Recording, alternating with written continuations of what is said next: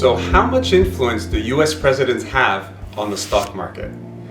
It's a question that we get quite often, especially as we approach the US election on November 3rd. The quick answer is presidents, whether Republicans or Democrats, have less power over the economy than widely believed. And where we are in the economic cycle will usually dictate the stock market performance over a president's term. Let's have a look over the last 40 years.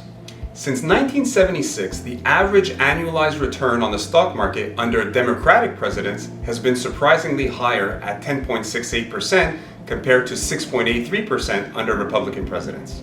However, when we exclude the great financial crisis of 2008 during Republican President George Bush's term, the roughly 4% difference decreases by almost half. This example shows how the events that affects the stock market the most, either positively or negatively, are beyond the control of any president and have their cause in macroeconomic forces rather than domestic policies. Those events that include wars, demographic shifts, financial irresponsibility, and now we can add pandemics to the list. So why is it that the presidents have so little impact on the stock market? Well, for one, policies take time to work through the system. They don't have immediate results. For example, the Obama administration pushed for zero carbon policies, so you would expect clean energy companies to do well in the stock market. However, the index representing those stocks was flat during his term.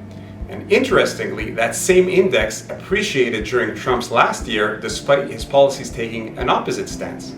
On the other hand, some policies don't have any impact on stocks, specifically when they go against longer-term trends. Another example, President Trump had the American First Energy Plan to promote fossil fuels, but the companies representing this index had poor returns throughout his mandate. Sometimes, policies may seem to correlate with the stock market, but after more careful observation, there's no real causality. An example of this is in December 2003, President Bush signed an act to improve access to medications. We could be led to believe that the reason why healthcare stocks did extremely well up until 2007 was because of this. However, if we consider that in the same period there was a natural increase in spending per capita on healthcare as well as an aging baby boomer population, this would also explain the increase in healthcare stocks. The key takeaway? Although there is a lot of market noise around the US presidential elections, the reality is it's the economic cycle and the ongoing long-term trends that will be the determinant factors on stock and sector performance over time.